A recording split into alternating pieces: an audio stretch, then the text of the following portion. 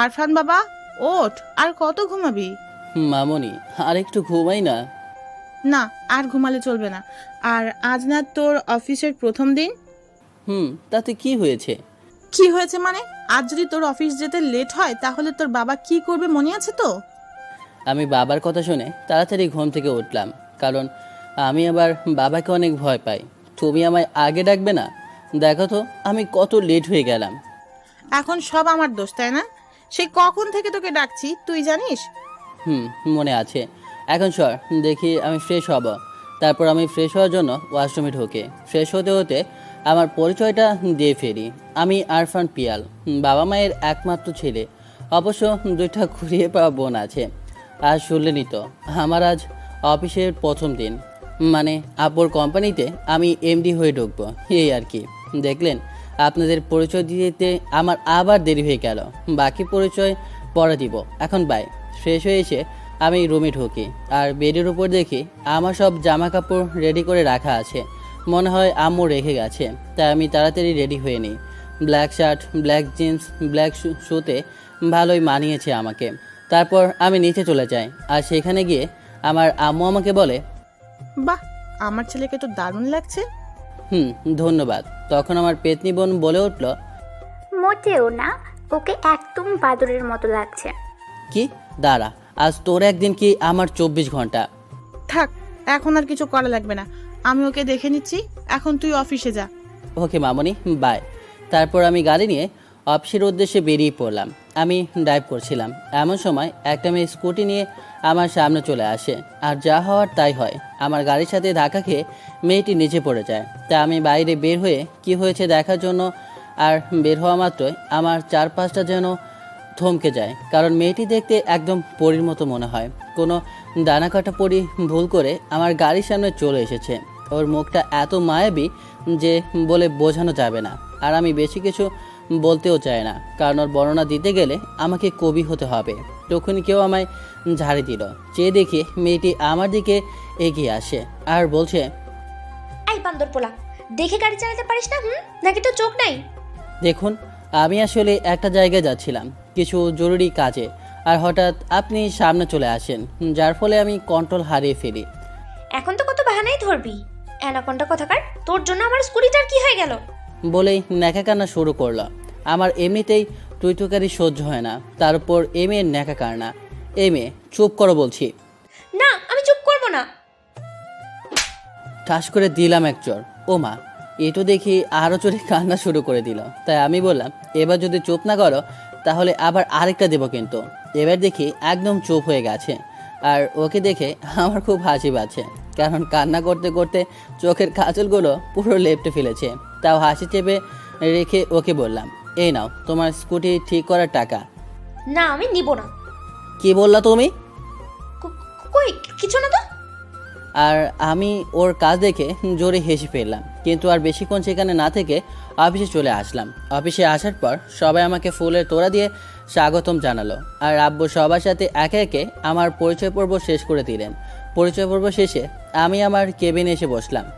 অন্যদিকে পরিয়াস অফিসে আসতে লেট হয়ে গেছে, আর আজ অফিসের নতুন বস আসার কথা। পরি হলো গল্পের নায়িকা, যেমন সুন্দর তেমনই ফাজিল। আজ মনে হয় আমার চাকরিটাই চলে যাবে। আমার সাথে যে কেমন এমন হয়।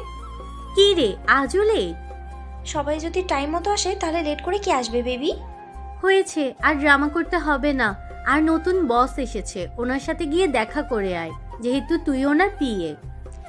বেবি যাচ্ছি, এত টেনশন করো কেন? তারপর পরি বসের কেবিনের দিকে এগিয়ে যায় আর দরজায় নক করে বলে, may I come in sir? Yes, coming. আমি পড়ি, আপনার একমাত্র পিএ। রাজের গলাটা চেনা মনে হলো, তাই অপর পাশে ঘুরে আর তখনই বলে ওঠে, আপনি এখানে কি করছেন? মানে আমার অফিস, আমার কেবিন, তাহলে আমি ছাড়া অন্য কেউ থাকবে নাকি? মানে আপনি আমাদের নতুন বস? কোনো সন্দেহ আছে? না না, কোনো সন্দেহ নেই। না থাকাই ভালো। আপনার নামটা কি যেন বললেন? ও, পরি নাকি বুড়ি কি একটা ছিল, মজা করেই বললাম। এই বেটা খারাস, আমার নাম পড়ি বুড়ি কেন হতে যাবে? হ্যাঁ, আর এত বেশি কথা কেন বলিস? হ্যাঁ শালা লুচ্চা। কথাগুলো বলেই জিব্বায় কামড় দিল, আর ওর কথা শুনে আমার মাথা গরম হয়ে গেল আর ওর দিকে এগিয়ে গিয়ে ওকে দেয়ালের সাথে চেপে ধরি আর বলি, ওই মেয়ে, কি আজে বাজে কথা বলছো? আর লুচ্চা কাকে বলে তুমি জানো? দেয়ালের সাথে চেপে ধরে কথাগুলো বললাম। সরি স্যার, আমি আসলে এভাবে কথাগুলো বলতে চাইনি। কথাগুলো বলার সময় ওর চোখে জল দেখতে পেলাম। কেন জানি ওর চোখে জল আমার সহ্য করতে পারলাম না, তাই আমি ওকে ছেড়ে দিই। আর যখনই কেবিন থেকে বের হয়ে যাব তখন ওর হাতের দিকে তাকিয়ে দেখে পুরো হাত একদম রক্তের মতো লাল হয়ে আছে। পরি আমার হাত থেকে ছাড়া পাওয়ার পরে আর এক মুহূর্ত সেখানে না থেকে বের হয়ে যায় আর বাইরে গিয়ে আমাকে ইচ্ছে মতো বকতে থাকে। বেটা আনাকোন্ডা কোথাকার, উগান্ডার হাতি, আফ্রিকান বিড়াল, ধুর, কিছুই মনে আসছে না আর। মিম এতক্ষণ ওর বকা শুনছিল, তারপর ওর কাছে এসে বলল, কি রে, কার নামে এত সুন্দর সুন্দর কথা বলছিস? কার নামে আবার? তোদের ওই লুচ্চা বসকে বলেছি। মানে স্যার আবার কি করলো? কি করে নাই বল। আরে বলবি তো কি হয়েছে।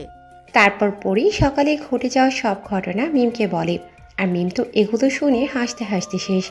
তখন পরি মিমকে বলে, এই শাকচুনি, তুই এভাবে হাসছিস কেন? কি আমি শাকচুন্নি? তা নয় তো কি। দাঁড়া, আমি আজ তোর ঘাড় মটকাবো। বলেই পরীকে তাড়া করতে লাগলো। আর পরি বলতে লাগলো, আম্মু, আমায় বাঁচাও গো, এই শাকচুনি আজ আমার ঘাড় মটকেই ছাড়বে। আমি মারা গেলে আমার হবু স্বামী আর বাচ্চার কি হবে গো? এগুলো বলছে আর দৌড়াচ্ছে। তোর স্বামী আর বাচ্চাকে আমি দেখে নেব, তার আগে তোর ঘাড় মটকাবো। বলে দুজনেই দৌড়াতে লাগলো। আর দৌড়ানোর এক পর্যায়ে পরি কারো সাথে ধাক্কা খেয়ে নিচে পড়ে যায়। পরি চলে যাওয়ার পরে আমি ওর কথা ভাবতে থাকি। ওর নামের সাথে চেহারার অনেক মিল রয়েছে। ও দেখতে পুরো পরীর মতোই, যদিও একটু ফাজিল। তারপর আমি কেবিন থেকে বের হই, একটু জোরে কাজ আছে।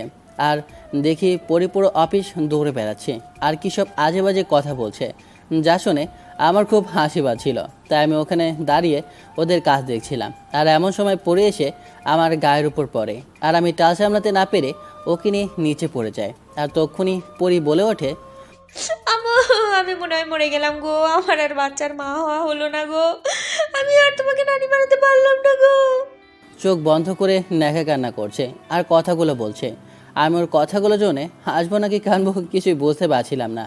কোনো মানুষ এভাবে কান্না করে তা পরীকে না দেখলে বুঝতেই পারতাম না। তখন আমি ওকে দাঁড় করাই আর বলি, ওই মেয়ে, কী সব আজে বাজে কথা বলছো? আর তুমি মারা গেলে কখন? স্যার, আমি এখনো বেঁচে আছি। তুমি এখনও বেঁচে আছো। তারপর পরে যা করে তার জন্য আমি মোটেও প্রস্তুত ছিলাম না। তখন পরি হঠাৎ আমার গালে কিস করে বসে। পরির কাজ দেখে আমি তো থ হয়ে যাই। কি করব না করব কিছুই মাথায় আসছিল না। কেউ কি এইভাবে কাউকে কিস করে নাকি? তা পুরো অফিসের সামনে। আমি চারপাশে তাকিয়ে দেখি সবাই আমাদের দিকেই তাকিয়ে আছে আর মিটমিট করে হাসে। তাই আমি পরিস্থিতি ঠিক করার জন্য বলি, সবাই এখানে দাঁড়িয়ে দাঁড়িয়ে কী করছো? তোমাদের সবার কাজ কি শেষ হয়ে গেছে নাকি? না স্যার। তাহলে এখানে কি করছো? সবাই যার যার কাজে যাও। তারপর সবাই নিজের নিজের কাজে চলে যায় আর আমি পরীকে আমার কেবিনে আসতে বলে সেখান থেকে চলে আসি। এদিকে পরি ভাবছে, ইস, এটা আমি? কি লজ্জা। আমি এখন স্যারের সামনে কিভাবে যাব? এই হয়েছে ওই মিম পেতনির জন্য। না জানি স্যার আমায় কি না কি বলে। তখন মিম পরীকে বলে, কি রোমান্টিক রে তুই, স্যারকে কিভাবে কিস করলি, জাস্ট ওয়াও। मीम की बच्ची, रुक, आज तो तेरा कचुम्बर बनाऊंगी। আইসে আগে স্যারের কেবিনে যা, দেখ হয়তো সকালের মতো আরেকটা চট দেওয়ার জন্য ডেকেছে। পেতনি, তোর কোনোদিন বিয়ে হবে না। না হোক, আগে তুই স্যারের কাছে যা। তারপর পরি ভয়ে ভয়ে কেবিনে প্রবেশ করে। May I come in sir? Yes miss Pari, come in. Actually sir, জি বলিয়ে। মানে স্যার, আমি ইচ্ছে করে কিস করি নাই। ওই শাকচুনি মিম আমাকে তাড়া দিয়েছিল আর আমি তখন নিচে পড়ে যাই, যার কারণে আমি মনে করেছিলাম যে আমি হয়তো মারা গিয়েছি। আমার মনে হয় আর মা হওয়া হবে না আর আমার সন্তানরা অনাথ হয়ে গেল। আর যখন দেখি আমার কিছু হয় নাই তখন আমি অনেক হ্যাপি হয়ে যাই, যার কারণে আমি আপনাকে কিস করে দিই। এক নিঃশ্বাসে কথাগুলো বলল আর আমি তো ওর কথা শুনে থ হয়ে গেছি আর মনে মনে বলছি, এই মেয়ে মনে হয় পাগলা কারোর থেকে পালিয়ে এসেছে। তখন আমার গোড় কাটে পরি ডাকে, স্যার, আমি কিছু করি নাই, যা করেছে সব ওই শেওড়া গাছের পেতনি করেছে। তাই প্লিজ আমাকে মারবেন না। আমি তোমায় কেন মারবো? আমি জানি স্যার, আপনি আমাকে মারার জন্যই দেখেছেন। এই চুপ করা বলছি। তাই আমি আর সহ্য করতে না পেরে ওকে একটানে আমার বুকের মাঝে নিয়ে আসি আর ওর মুখটা উঁচু করে ওর ঠোঁটজোড়া আমার দখলে নিয়ে আসি। পাক্কা 10 মিনিট পরে ওকে ছাড়ি। আমার এরকম কাণ্ড দেখে পরি ফ্রিজ হয়ে একদম জায়গায় দাঁড়িয়ে রইল। তখন আমি পরির কানে কানে বলি, পরি তো শক্ত হয়ে আছে, ও ভাবতেও পারেনি যে আমি এমন কিছু করব। তাই আমি আবার ওকে বললাম, আরেকবার চেষ্টা করাবে নাকি? মজা করে বললাম কথাটা। তখন পরি রেগে গিয়ে বলল, বেটা লুচু, তুই আমার সাথে কথা বলবি? ইঁদুর বিড়াল ভুনা হাতি, তুই আমায় কিস কেন করলি? আমার যদি এখন বাবু হয়ে যায় তাহলে আমাকে কেউ বিয়ে করবে না। এই কথা শুনে আমি হাসবো নাকি কানবো কিছুই বুঝতে পারছিলাম না। কিস করলেও কারো বাবু হয়, কিস করলে বাবু হয়, তোমায় কে বললো? আমি মুভিতে দেখেছি যখন নায়ক নায়িকাকে কিস করে তারপরে ওদের বাবু হয়ে যায়, আর আপনি আমায় কিস করেছেন। শিয়া। এই বেটা খুব তুই হাসছিস কেন? হ্যাঁ, তোর নামে তো আমি শিশু নির্যাতনের মামলা করব। এখানে শিশু কোথা থেকে আসলো শুনি? কেন? আমি তো শিশু। ওর কথা শুনে আমি আরো জোরে হাসতে লাগলাম। বলে কি না ও শিশু? লুচু, আফ্রিকান অ্যানাকোন্ডা, নাইজেরিয়ান ভাল্লুক, পেতনির বর, আর আর যা, আর তো মনে পড়ছে না। ওর কথা শুনে আমার মাথা পুরো ঘুরতে শুরু করে। তাই আমি ওকে বলি, তুমি যদি আর একটা কথা বলো তাহলে তোমায় এক্ষুনি বাবুর আম্মু করে দিব কিন্তু। না। বলে এক ধরে আমার কেবিন থেকে পালিয়ে যায়। আমি ওর কাজ কারবার দেখে হেসে ফেলি আর মনে মনে বলি, ভাগলি একটা। পরি ধরে আমার রুম থেকে বাইর হয়ে যায় আর বাইরে গিয়ে হাঁপাতে থাকে। তখন মেশে পরীকে আস করে, কি রে, এত হাঁপাচ্ছিস কেন? অ্যানাকোন্ডা থেকে পালিয়ে এসেছি তাই হাঁপাচ্ছি। সে কি রে, অফিসে অ্যানাকন্ডা কোথা থেকে আসলো? আরে এই অ্যানাকোন্ডা সেই অ্যানাকোন্ডা নয়, এটা হলো মানুষ অ্যানাকোন্ডা। মানুষ অ্যানাকন্ডা? আবার কে? কে আবার? ওই বেটা লুচু স্যার। নয়, হ্যাঁ। স্যার আবার কি করলো? আমার সব শেষ করে দিয়েছে রে ওই লুচু। এখন আমি কি নিয়ে বাঁচবো বল? আগে বল তো কি হয়েছে। তারপর পরি সব কিছু মিমকে খুলে বলে, আর মিম তো পরির কথা শুনে হাসতে হাসতে শেষ। আই শাকচুন্নি, হাসছিস কেন? হ্যাঁ, এখন যদি আমার বাবু হয় তাহলে আমার কি হবে? আরে কিছু হবে না তোর। এই পেতনি, তুই কিচ্ছু জানিস না, তুই আমার সাথে কথাই বলবি না। বলে পরি অফিস থেকে বের হয়ে বাসায় চলে আসে। যেহেতু ওর অফিস টাইম শেষ, তাই আর মিম পরির কাণ্ড দেখে কি করবে তাই ভুলে গেছে। অন্যদিকে অফিস টাইম শেষ হয়ে যাওয়ার জন্য রাজু বাসায় চলে আসে। আর বাসায় আসার পর ওর নিজের রুমে চলে আসে আর ফ্রেশ হয়ে নেয়। ফ্রেশ হয়ে এসে বিছানায় বসে পড়ে আর পরির কথা ভেবে আপনা আপনি হেসে ফেলে। তখনই রাজের মা ওর রুমে প্রবেশ করে আর রাজকে এমনভাবে হাসতে দেখে বলে, কি ব্যাপার, এত হাসির কারণ কি? তেমন কিছু না আম্মু। কিছু তো একটা আছেই, তাড়াতাড়ি বল কি হয়েছে। তারপর রাজ সকাল থেকে শুরু করে সব ঘটনা ওর মাকে বলে, শুধু কিস করার বিষয়টা বাদ দিয়ে। আর রাজের মতো এগুলো শুনে হাসতে হাসতে পাগল হয়ে গেছে। তখন তিনি বলেন, যাক, অবশেষে আমার ছেলে কারো প্রেমে পড়লো। আম্মু তুমিও না? থাক, আর লজ্জা পেতে হবে না। এখন নিচে চলো, সবাই তোমার জন্য ওয়েট করছে। তারপর আম্মু নিচে চলে যায়। আসলে আমি আর আম্মু অনেক ফ্রি, তাই অনায়াসে সব কথা আম্মুকে বলতে পারি। তারপর আমিও নিচে যাই, যেহেতু সবাই আমার জন্য ওয়েট করছে। আর নিচে যাওয়ার পরে আব্বু আমাকে বলে, তা আরফান, অফিসের প্রথম দিন কেমন কাটলো বাবা? জি আব্বু, অনেক ভালো। অফিসে সবাইকে কেমন লাগলো? অনেক মায়াবী আর কিউট। পরের কথা ভাবতে ভাবতে এই কথাটা বলে দিই।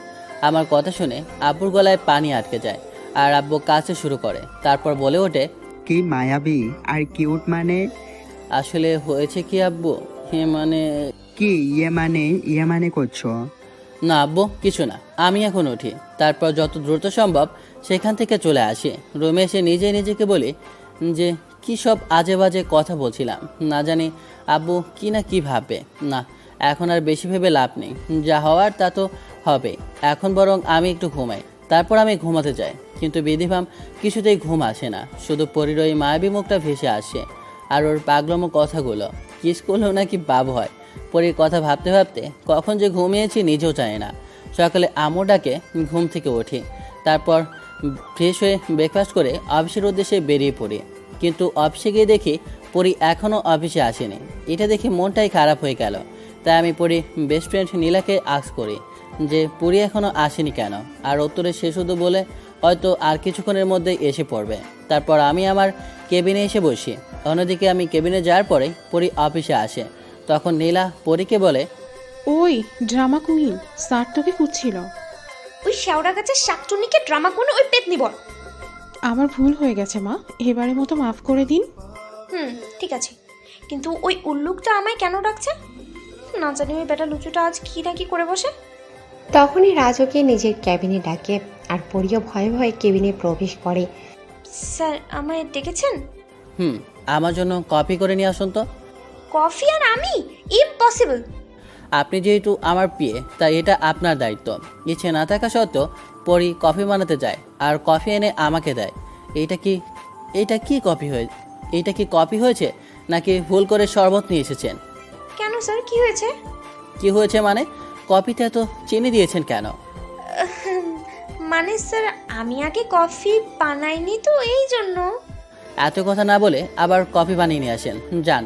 তারপর পরি আবার কফি বানাতে গেল এবং পরপর কয়েকবার একই ভুল করলো। তাই আমি বললাম, এবার যদি ঠিকমতো কফি বানাইতে না পারো তাহলে কিন্তু আবার ওইটা টেস্ট করব। কোনটা স্যার? গানে গানে বললাম, ওই যে কালকে টেস্ট করাইলা ওইটা। আমার কথা শুনে পরি খুব রেগে যায় আর বলে, এই বেটা অ্যানাকোন্ডা, তোর লজ্জা করে না এইসব কথা বলতে? বেটা খবিস লুচু। বলে রুম থেকে পালিয়ে গেল। কিছুক্ষণ পরে পরি একটা কফির মগ হাতে নিয়ে আমার কেবিনে আসলো আর বলল, স্যার এবার খেয়ে বলুন তো কেমন হয়েছে। দেখো কি ব্যাপার, এত ভালো খেতে বলছে, নিশ্চয়ই কোনো গড়বড় আছে। কি হলো স্যার, এত কি ভাবছেন? তাড়াতাড়ি খান। তুমি এত কষ্ট করে কফি বানিয়ে নিয়ে আসলা, আমি আগে কিভাবে খাই বলো তো? তাই বলছিলাম কি, তুমি একটা কাজ করো। কি কাজ স্যার? কফিটা তুমি আগে টেস্ট করো। না, আমি এই কফি খাবো না। তা বললে কি করে হয় বলো? তারপর আমি কফির মগটা হাতে নিই আর পরীকে খাইয়ে দিই। কফি খাওয়ার পরেই পরি ঝাল বলে চিৎকার করে ওঠে আর পুরো রুমে ঝাল ঝাল বলে দৌড়াতে থাকে। আর আমি ওর দিকে তাকিয়ে দেখি ওর পুরো মুখটা লাল হয়ে গেছে আর ও চোখ দিয়ে টপ টপ করে পানি পড়ছে। তাই আমিও ওর দিকে পানির গ্লাস এগিয়ে দিই, কিন্তু এতেও বিশেষ কোনো লাভ হয় না। পরিস্থিতি বেগতিক দেখে আমি পরীকে একটা দেয়ালের সাথে হাত চেপে ধরি আর ওর রক্তিম নেশা ধরানো ঠোঁটগুলো নিজের আয়ত্তে নিয়ে নেই। আমি ওর ঠোঁটগুলো জোরে জোরে চুষতে থাকি যতক্ষণ না ঝালটা কমে আসে। প্রায় অনেকক্ষণ পরে ওর ঠোঁটে ঝাল ভাবটা কমে আসে, তাই আমি ওকে ছেড়ে দিই আর ওর দিকে তাকিয়ে দেখি ওর চোখ দিয়ে এখনও পানি ঝরছে। তাই আমি নিজ হাতে চোখের পানিগুলো মুছে দিই আর নিজের অজান্তেই পরীর কপালে আলতো করে একটা ভালোবাসার পরশ বসিয়ে দিই। আর তখন পরি আমাকে এক ধাক্কা মারে, যার ফলে আমি ওর হাত থেকে ছিটকে কিছুটা দৌড়ে গিয়ে পড়ি আর পরি এক দৌড়ে কেবিন থেকে বের হয়ে যায়। তখন আমি নিজেই নিজেকে ধিক্কার জানাতে থাকি আর বলি, যাকে ভালোবাসি তাকে কিভাবে কষ্ট দিতে পারলাম। অন্যদিকে পরি নিজের ডেস্কে গিয়ে কান্না শুরু করে দেয় আর পরির কান্না শুনে নীলা ওর কাছে আসে আর বলে, কি রে, কান্না করছিস কেন? পরি নীলাকে দেখা মাত্র ওকে জড়িয়ে ধরে আর বলতে থাকে, উনি কেন সবসময় আমার সাথে এরকম করে? বাবু কি হয়েছে তোমার, কিছু তো বলো। আর কে তোমার সাথে এমন করে? দুহাত দিয়ে মুখটা উঁচু করে বলল। তারপর পরি কিছুক্ষণ আগের সব ঘটনা নীলাকে বলে আর নীলা সব কথাগুলো শুনে বলে, হয়তো স্যার তোকে ভালোবাসে, যার কারণেই তোর সাথে এমন দুষ্টুমি করে। ভালোবাসা মানে? ভালোবাসে আর তোকেই ভালোবাসে।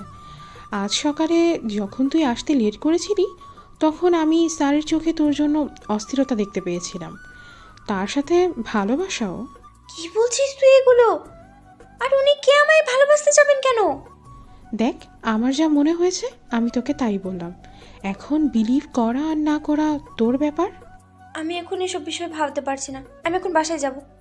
তারপর পরি সবাই চলে যায় আর আরফান ভাবতে থাকে, না আর এভাবে চলা যাবে না। পরীকে বলতে হবে যে আমি ওকে ভালোবাসি, না হলে অনেক দেরি হয়ে যাবে। তারপর আমি কেবিন থেকে বেরিয়ে পরীর ডেস্কে যাই, কিন্তু সেখানে পরী নাই দেখে পুরো অফিস ওকে খুঁজতে থাকে, কিন্তু কোথাও দেখতে পায় না। তাই আমি নীলার কাছে গিয়ে বলি, নীলা, পরীকে দেখেছ? জি স্যার, পরি তো কিছুক্ষণ আগেই অফিস থেকে বের হয়ে গেছে। ও আচ্ছা, তুমি যাও। ম্যাডাম মনে হয় রাগ করেছেন, তবে ব্যাপার না, কালকে ওর সব রাগ আমি ঠিক করে দেব। তারপর আমিও কিছু জরুরি কাজ করে বাসায় চলে আসি। বাসায় আসার পর আম্মুর সাথে একটু কথা বলে নিজের রুমে চলে যাই। রুমে গিয়ে প্রথমে ফ্রেশ হই, তারপর ল্যাপটপ নিয়ে একটু অফিসের কাজ করতে বসি, কিন্তু কিছুতেই কাজে মন বসে না। শুধু পরীর কথাগুলো মনে পড়ছে, ওর পাগলামি কাজগুলো, ওর বলা সব কথাগুলো যেন একটু বেশিই মনে পড়ছে। মন চাইছে শুধু পরীকে দেখতে, হয়তো কেউ একে ভালোবাসা বলে, আবার কেউ ভালোবাসা, কিন্তু আমার এগুলো থেকে অনেক বেশি কিছুই মনে হচ্ছে। কারণ একটা মুহূর্ত আমি ওকে ছাড়া কল্পনাও করতে পারি না। সবাই হয়তো এটাকে পাগলামো বলবে, তাতে আমার কিছু না, কারণ আমি ওর জন্য পাগল। আই এম ক্রেজি অ্যাবাউট পরি। পরির কথা ভাবতে গিয়ে কেন জানি মনটা আপনা আপনি ভালো হয়ে গেল। তাই আমি নিজেকেই বললাম, না আর দেরি করা চলবে না, আমি কালকেই পরীকে আমার মনের কথা বলে দিব, নয়তো অনেক দেরি হয়ে যাবে। এইসব কথাই ভাবছিলাম, তখন আম্মু ডিনার করার জন্য ডেকে নিয়ে গেল। অন্যদিকে পরি ভাবছে, স্যার কি সত্যি আমাকে ভালোবাসে, নাকি নীলা শুধু শুধুই কথা বললো? উফ, আমি এই অ্যানাকন্ডাটার কথা কেন ভাবছি? এটা লুচ্চা একটা। তারপর পরিও আরফানের কথা ভাবতে ভাবতে ঘুমিয়ে পড়ে।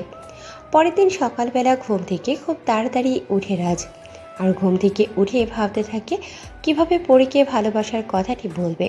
তখন আরফানে আম্মু ওকে বলে, কিরে, কে নিয়ে এত ভাবছিস? আম্মু একটা কথা বলবো? এতে আবার অনুমতি নেওয়ার কি আছে? না মানে আমি ভাবছিলাম যে আজ পরীকে প্রপোজ করব, কিন্তু কিভাবে করব বুঝতে পারছি না। সেটা তো ভালো কথা, এতে এত ভাবার কি আছে? যা বলা সরাসরি বলে দে।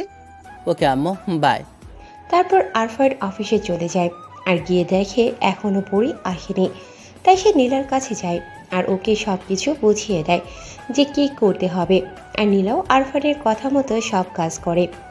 বেশ কিছুক্ষণ পরে পরি আসে, তাই আর কি যেন বক বক করছে, তাই নীলা ওর কাছে যায় পরি কী বলছে সেটা শোনার জন্য। তখন ও শোনে, ওই বেটা অ্যানাকন্ডার জন্য আজও আমার অফিসে লেট হলো। আফ্রিকান জিরাফ, লুচু কথাকার। ও সকাল সকাল কার পিছে লেগেছিস? কার আবার? ওই রুচি স্যারের পিছে। হয়েছে, আর কিছু বলতে হবে না। আর স্যার তোকে খুঁজছে। যাচ্ছি। তারপর পরি ওর ডেস্কে চলে যায়। অন্যদিকে আরফান পরির জন্য নিজের কেবিনে অপেক্ষা করছিল। তখন হঠাৎ কেউ একজন ওর কেবিনে প্রবেশ করে, আর আরফান বেশি দেরি না করে বলে, ভালোবাসার কথা কি করে বলতে হয় সেটা আমার জানা নেই, শুধু এটা জানা আছে যে তোমাকে ভালোবাসি। ভালোবাসা কাকে বলে এটাও আমার জানা নেই, তবে এটা জানি তোমাকে ছাড়া আমি অসম্পূর্ণ। আমার জানা নেই যে শুধু 3টা শব্দে ভালোবাসার কথা বলা যায় কিনা, তবুও তোমায় বলতে চাই, I love you, I really love you, will you be mine? I love you so baby. Arfan মেয়েটির কণ্ঠ শুনে ওর দিকে তাকায়, আর যা দেখে তাতে ও চমকে যায়, কারণ ওর সামনে পরি নয়, মায়া দাঁড়িয়ে আছে। মায়া হলো আরফানের বাবার বন্ধুর মেয়ে। আর আরফান দরজার দিকে তাকিয়ে দেখে সেখানে পরি দাঁড়িয়ে আছে আর হাত দিয়ে চোখের পানি মুছছে, আর সে আরফানকে দেখা মাত্র সেখান থেকে চলে আসে। তারপর পরি নিজের ডেস্কে এসে কান্নায় ভেঙে পড়ে আর ভাবতে থাকে আরফান কিভাবে পারলো ওর সাথে এমন করতে, অন্য কাউকে ভালোবেসেও কেন ওর সাথে এমন করলো। আপনারা হয়তো ভাবছেন মায়াকে, তাহলে শুনুন, মায়া হলো বড়লোক বাবার বকে যাওয়া মেয়ে, আর ও আরফানকে ভালোবাসে। আরফানকে বললে ভুল হবে, ও ভালোবাসে আরফানের সম্পত্তিকে। পরি কিছুতেই নিজের কান্না থামাতে পারছে না। হয়তো এটা ভালোবাসা হারানোর কান্না, যা সহজে থামবে না, কারণ ভালোবাসা শুধু একটা শব্দ হলেও এর গভীরতা অনেক। পরীকে এভাবে কাঁদতে দেখে নীলা পরীর কাছে আর পরীর মাথায় হাত বুলিয়ে বলে, বাবু তুমি কান্না করছো কেন? তুমি জানো না তোমার কান্না আমি সহ্য করতে পারি না। পরি নীলার কথা শুনে একবার ওর দিকে তাকায়, তারপর আবার ওকে জড়িয়ে ধরে কান্না শুরু করে আর বলে, উনি কেন আমার সাথে এমন করলো? আমি কি দোষ করেছিলাম? আমি আমাকে ভালো করে বলো তো কি হয়েছে, আর কে তোর সাথে কি করেছে? তারপর পরি কিছুক্ষণ আগে ঘটে যাওয়া সমস্ত ঘটনা নীলাকে খুলে বলে। তারপর আবার নীরবে কান্না করতে থাকে। তখন নীলা বলে, আমার দিকে তাকা আর আমার কথার উত্তর দে। ভালোবাসিস স্যারকে? কি হলো বল। না, আমি জানি না, কিন্তু অন্য কোনো মেয়ের সাথে ওনাকে সহ্য করতে পারছি না। আরে পাগলি, এটাই তো ভালোবাসা। আচ্ছা তুই এখন বাসায় যা, আমি দেখছি কি করা যায়। তারপর এক প্রকার জোর করে পরীকে বাসায় দিয়ে পাঠায় নীলা, কারণ নীলা জানে আরফান আর পরীর মাঝে কিছু একটা ভুল বোঝাবুঝি হয়েছে। কজ আরফান সকালেও বলেছিল যে ও পরীকে ভালোবাসে, আর যে পরীর পছন্দ অপছন্দ সম্পর্কে সব জেনে নিয়েছিল। অন্যদিকে আরফানও বুঝতে পারছে না যে তার সাথে কি হচ্ছে। যেখানে পরী থাকার কথা সেখানে মায়া কেমন করে আসলো। আর আরফান কিছু বুঝে ওঠার আগেই মায়া এসে আরফানকে জড়িয়ে ধরে আর বলে, আই লাভ ইউ বেবি। তোমাকে সেই কতদিন ধরে কথাটি বলছিলাম, আর তুমি রাজি হলে today. I am so happy baby, let's enjoy. বলেই আরফানকে কিস করতে যায়। আরফান অনেকক্ষণ ধরে মায়াকে সরানোর চেষ্টা করছিল, কিন্তু কিছুতেই পারছিল না। আর যখন মায়া ওকে কিস করতে যায়, তখন আর কোনো উপায় না পেয়ে মায়ার গালে একটা চড় বসিয়ে দেয় আর বলে, how dare you to touch me, and one more thing, আমি কখন তোমায় ভালোবাসি সেটা বললাম? কিছুক্ষণ আগে তো তুমি বললে আই লাভ ইউ। আমি ভালোবাসবো আর তোমাকে? So funny you now. What the hell, তাহলে তুমি কাকে বলছো? সেটা তোমার জন্য নয়, সেটা ছিল পরির জন্য। আর তোমার কারণে পরি আমাকে ভুল বুঝলো। এখন আমার সামনে থেকে সরো তুমি। মায়াকে ধাক্কা দিয়ে সরিয়ে দেয় আর রুম থেকে বেরিয়ে যায় রাজ। তারপর আমি কেবিন থেকে বের হয়ে পরির ডেস্কে চলে যাই, কিন্তু সেখানে পরীকে দেখতে না পেয়ে নীলার কাছে চলে যাই আর বলি, নীলা তুমি পরীকে দেখেছো? জি স্যার, দেখছি। কোথায় ও? আপনার রুম থেকে এসে ও প্রচুর কান্না করেছিল, তাই আমি ওকে বুঝিয়ে বাসায় দিয়ে পাঠিয়েছি। আর স্যার, একটা কথা বলার ছিল। বলো। আপনাকে পরি অনেক বেশি ভালোবাসে, তাই অন্য কোনো মেয়ের সাথে আপনাকে সহ্য করতে পারছিল না। তাই সে আপনার রুম থেকে এসে অনেকক্ষণ কান্না করেছিল, আর আমি অনেক কষ্টে ওকে বাড়িতে পাঠিয়েছি। ধন্যবাদ নীলা। আর পরীর ঠিকানাটা কি দিতে পারবে? কেন পারবো না, কিন্তু পরির বাসার ঠিকানা নিয়ে আপনি কি করবেন স্যার? ওর বাসায় যাব। তারপর আমি নীলার কাছ থেকে পরীর বাসার ঠিকানাটা নিয়ে বেরিয়ে পড়ি আর ভাবতে থাকি যে পাখিটাও আমাকে ভালোবাসে। কেন জানি মনটা খুব ভালো হয়ে গেল পরীর কথা ভেবে। অন্যদিকে এত জলদি অফিস থেকে ফিরে আসা দেখে পরীর মা বেশ অবাক হয়ে যায়, কারণ পরি কখনো এমন করে না। তাই উনি পরীকে বলেন, কি ব্যাপার, আজ এত তাড়াতাড়ি ফিরে আসলি যে? তোর শরীর ঠিক আছে তো মা? মা, আমি ঠিক আছি, আর আমাকে একটু ঘুমাতে দাও তো। তারপর পরি ওর ঘরের দরজা লাগিয়ে দেয় আর শুয়ে শুয়ে কান্না করতে থাকে। তখনই পরির বাসার কলিং বেল বেজে ওঠে। তাই পরির মা গিয়ে দরজাটা খুলে আর গিয়ে দেখে আরফান দাঁড়িয়ে আছে। তাই তিনি আরফানকে বলেন, কে তুমি বাবা? আপনার জামাই। মানে কি বলছো তুমি? না মানে আমি হলাম পরীর বস। পরী কি বাসায় আছে? ও, আপনি পরীর বস? আসুন ভেতরে আসুন, আমি পরীকে ডাকছি। না, তার দরকার নেই। পরীর রুম কোনটা বলে দিন, তাহলে হবে। আর আমি আপনার ছেলের বয়সী, তাই আমাকে তুমি করেই বলবেন। ঠিক আছে বাবা, বলবো। আর ওইটা হলো পরীর রুম। আমি আন্টিকে ধন্যবাদ দিয়ে পরীর রুমের দিকে এগিয়ে যাই আর নক করি, কিন্তু পরী দরজা খুলছিল না। তাই আমি আরও কয়েকবার নক করি, তখন পরী দরজা খোলে। আর আমি তো পরীকে দেখে রীতিমতো ভয় পেয়ে যাই, কারণ কান্না করতে করতে চোখ দুটো লাল করে ফেলেছে। কি ব্যাপার স্যার, আপনি এখানে কি করছেন? কেন, আমি কি আসতে পারি না নাকি? কেন পারবেন না? কিন্তু যদি আপনার গার্লফ্রেন্ড জানতে পারে আপনি এখানে এসেছেন, তাহলে রাগ করবে না? না, রাগ করবে না, কারণ আমি আমার গার্লফ্রেন্ডের বাড়িতে এসেছি। ও, কি? কে আপনার গার্লফ্রেন্ড?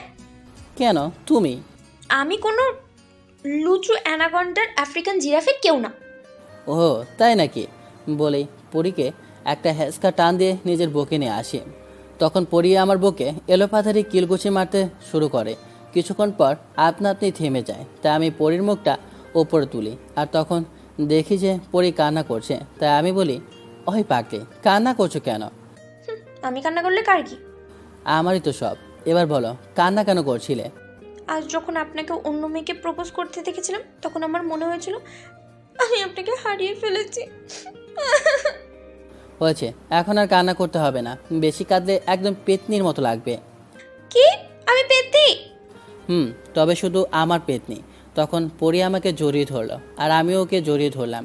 তারপর আমি পরীকে ছেড়ে দিয়ে বলি, বাবু এখন আমায় যেতে হবে। না গেলে হয় না? না বাবু, একটা জরুরি মিটিং আছে। ওকে, তাহলে যান। তারপর আমি পরীর কপালে একটা ভালোবাসার পরশ বসিয়ে দিয়ে চলে আসি। পরীও আমি দুজনে অনেক খুশি ছিলাম দুজনকে নিয়ে। কিন্তু হঠাৎ একদিন পরীর কাছে পার্সেল আসে, যা পাল্টে দেয় আমাদের জীবন। পরি প্রতিদিনের মতো নিজের কাজ করছিল, তখন অফিসের পিয়ন এসে ওকে একটা পার্সেল দিয়ে যায়। কিন্তু কে বা কারা দিল সেটা তিনি বলতে পারলেন না। তাই পরিও আর কিছু জিজ্ঞাসা করল না।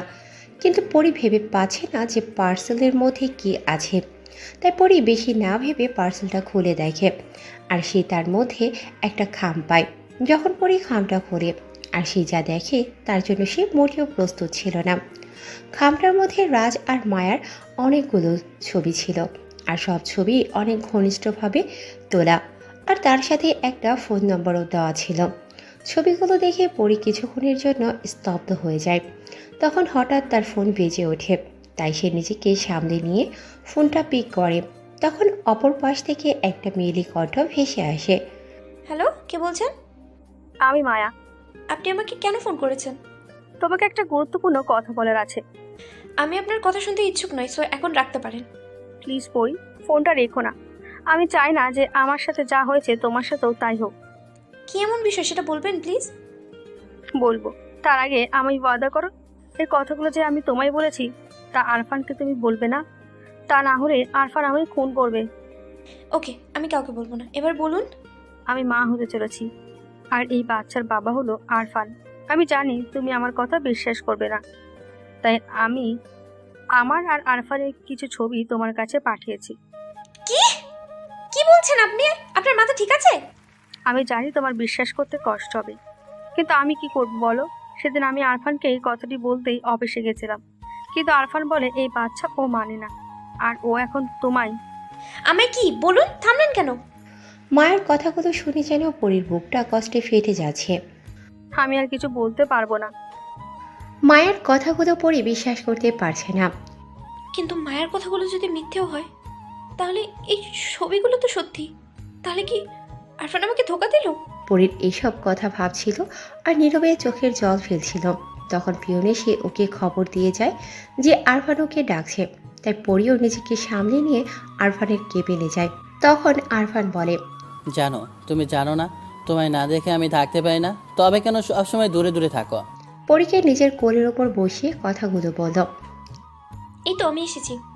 যদিও রাজের সাথে ওর কথা বলতে মন চাইছে না। জানো। তারপর আরফান পরীর ঘাড় থেকে চুল সরিয়ে ওর ঘাড়ে একটা কিস করে।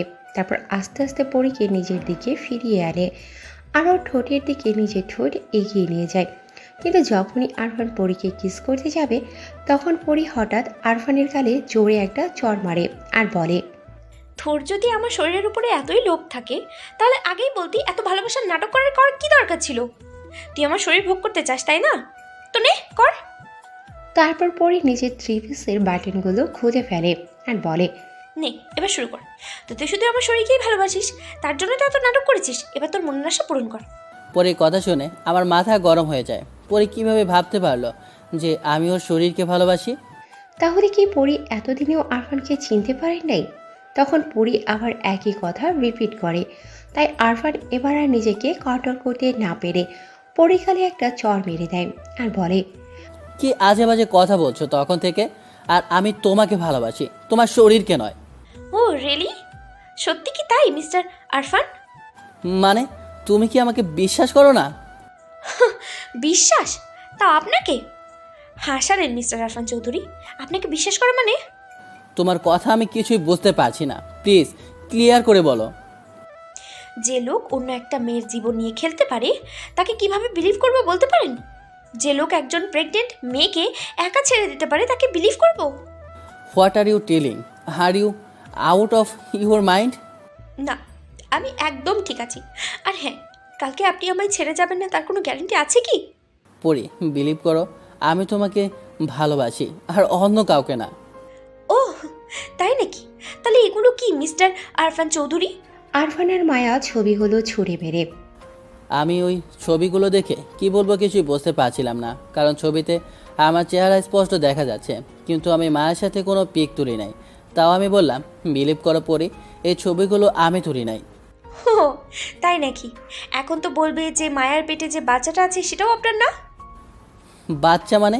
কিসের বাচ্চার কথা বলছো তুমি? আর মায়ের পেটেই বা আমার বাচ্চা কেমন করে আসবে? হ্যাঁ, বাচ্চা আপনার আর মায়ার নাজায়েজ বাচ্চা। আপনাদের গড়া পাপের ফসল মিস্টার আরফান চৌধুরী। কান্না করতে করতে কথাটি বলল। পরের বলা কথাগুলো আমার কানে তীরের মতো বিঁধছিল, তাই আমি টেবিলের উপর একটা জোরে ঘষি মারি, আর টেবিলটা কাছের হওয়ায় ভেঙে টুকরো টুকরো হয়ে যায়, আর আমার হাতও অনেক কেটে যায়, আর সেখান থেকে প্রচুর ব্লিডিং শুরু হয়। কিন্তু আমার হাত থেকে এভাবে রক্ত পড়তে দেখেও পরে কিছু করলো না। এটা দেখে আমার আরও বেশি কষ্ট হলো, কারণ অন্য সময় যদি আমার হাতে একটা সুইও লাগতো তাহলে সবচেয়ে বেশি কষ্ট পরি পেত। আর এখন তাই আমি বললাম, ওকে, তুমি যদি তাই মনে করে থাকো তাহলে তাই হবে। আমি মায়াকে বিয়ে করব, আর সেটা যত তাড়াতাড়ি সম্ভব। কথাটি বলে আমি সেখান থেকে চলে আসি। আর আমার মুখে বিয়ের কথা শুনে পরির অনেক কষ্ট হচ্ছে। কষ্ট হবেই বা না কেন? ভালোবাসার মানুষটি যদি চোখের সামনে অন্য কারো হয়ে যায় তাহলে কষ্ট হওয়াটাই স্বাভাবিক। অন্যদিকে আরফান অফিস থেকে বের হয়ে সোজা বাসায় চলে আসে আর ভাবতে থাকে কিভাবে পরি ভুল শুধরাবে, কিভাবে কি করবে। তখনই আরফানের মাথায় একটা বুদ্ধি আসে, তাই সে দেরি না করে কাজে লেগে পড়ে। কিন্তু অন্যান্য দিন আরফান আগে তার মায়ের সাথে দেখা করত, কিন্তু আজ করে নাই। তাই আরফানের আম্মু আরফানের রুমে যায়, আর তিনি রুমে ঢুকেই শক হয়ে যায়, কারণ পুরো রুমে রক্ত পড়ে আছে আর আরফানের হাত থেকে রক্ত ঝরছে। তিনি আর দেরি না করে আরফানের কাছে চলে যান আর আরফানের হাত ধরে বলে, আরফান, বাবা কিভাবে হলো এগুলা? বল বাবা, কিভাবে হলো? নিজের মাকে বলবি না? তখন আরফান বলা শুরু করলো, সব শেষ আম্মু, সব কিছু শেষ। পরি আমাকে ভুল বুঝে ছুঁড়ে চলে গেছে। বলেই আরফান ওর মাকে জড়িয়ে ধরে কেঁদে দেয়। আগে বলবি তো কি হয়েছে। তারপর আরফান আজ ঘটে যাওয়া সকল ঘটনা ওর মাকে খুলে বলে আর কান্না করতে থাকে। তখন আরফানের মা আরফানকে বলে, পরি হয়তো তোকে না বুঝে এমন করেছে, তাই তুইও কি একই কাজ করবি? না আম্মু, পরি যখন চায় তাহলে তাই হবে। আমি মায়াকে বিয়ে করব, আর সেটা দুদিনের মধ্যে। আজকে রাতেই সব কিছু অ্যারেঞ্জমেন্ট যেন হয়ে যায়। কিন্তু কোনো কিন্তু নয় আম্মু, আমি যা বলেছি সেটাই ফাইনাল। ওকে, আমি দেখছি কি করা যায়। তারপর আম্মু আমার হাতে ড্রেসিং করে নিচে চলে যায়, আর আমি শরীর ক্লান্ত থাকায় একটু ঘুমিয়ে পড়ি। ঘুম থেকে উঠে দেখি 10:30 বাজে, তাই আমি উঠে ফ্রেশ হয়ে নিই। আর আমি যখন ওয়াশরুম থেকে বাইরে আসি তখন আমার ছোট বোন আমার রুমে আসে আর বলে, ভাইয়া, তোকে আপু নিচে ডাকছে। তুই যা, আমি আসি। তারপর আমি কাপড় চেঞ্জ করে নিচে চলে যাই আর খাবার টেবিলে বসে পড়ি। তখন আব্বু আমাকে বলে, তা আরফান, তোমার আম্মু যা বললো তা কি ঠিক? জি আব্বু। হঠাৎ এমন ডিসিশন নেওয়ার কারণটা কি জানতে পারি? অবশ্যই, তবে আম্মুর কাছ থেকে জেনে নিও। ওইসব কথা বলতে মন চাইছে না। ওকে, তুমি যদি বলতে না চাও তাহলে থাক, তোমার আম্মুর কাছ থেকেই শুনে নেব। ধন্যবাদ আব্বু। তা তুমি কি চাও? মানে বিয়েটা কবে হলে তোমার ভালো লাগতো আর কি? আমি চাই বিয়েটা যত দ্রুত সম্ভব হয়ে যাক। ইনফ্যাক্ট কাল কিংবা পরশু হলে আরও ভালো হয়। ঠিক আছে, এই সপ্তাহের মধ্যেই তোমার বিয়েটা দিব। আর আমি কার্ডের অর্ডার দিয়ে দিয়েছি, কাল সকালেই চলে আসবে। তুমি একটা কাজ করো, অফিসের সবাইকে তুমি ইনভাইট করো। ঠিক আছে আব্বু। তারপর আমি রুমে চলে আসি আর ঘুমানোর চেষ্টা করি, কিন্তু কিছুতেই ঘুম আসে না। শুধু পরীর কথাই মনে পড়ছে, তাই বেলকনিতে যাই আর সেখানে থাকা রকিং চেয়ারে বসে পড়ি আর পরীর কথা ভাবতে থাকি। পরীর কথা ভাবতে ভাবতে চোখ দিয়ে দুপোঁটা জল গড়িয়ে পড়ল। কোনো মতে রাতটা পার করলাম। তারপরে সকালবেলা ঘুম থেকে উঠে ফ্রেশ হয়ে অফিসে চলে আসি। যদিও সারা রাত চোখ দুটো পাতা এক করতে পারি নাই। অফিসে গিয়ে সবাইকে আমার বিয়ের ইনভাইট করি, কিন্তু পরি এখনও আসে নাই। তাই ওর কার্ডটা আমার কাছে রেখে দিই আর নীলাকে বলে আসি পরি আসলে যেন আমার সাথে দেখা করে। কিন্তু আমি যখন নীলাকে কথাগুলো বলছিলাম তখন ওর চোখে পানি ছিল, তাই আমি সেখানে বেশিক্ষণ না দাঁড়িয়ে আমার কেবিনে চলে আসি। কিছুক্ষণ পরে কে যেন আমার কেবিনে প্রবেশ করে। কে এসেছে দেখার জন্য আমি পেছনে তাকাই আর দেখি পরি দাঁড়িয়ে আছে, কিন্তু ওর চোখের নিচে কালো দাগ পড়ে আছে।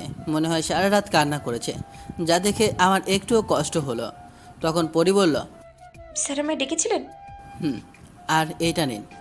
কি এটা স্যার? আমার হাত থেকে কার্ডটা নিতে লেগে বলল, আমার বিয়ের কার্ড। কথাটি শোনার সাথে সাথে পরির হাত থেকে কার্ডটা পড়ে যায় আর ওর চোখে পানি চলে আসে। তাও নিজেকে সামনে নিয়ে বলে, কথাটি বলার সময় ওর গলা কাঁপছিল। Thank you, and one more things, আমার বিয়ের সকল অ্যারেঞ্জমেন্ট তোমাকেই করতে হবে, আন্ডারস্ট্যান্ড?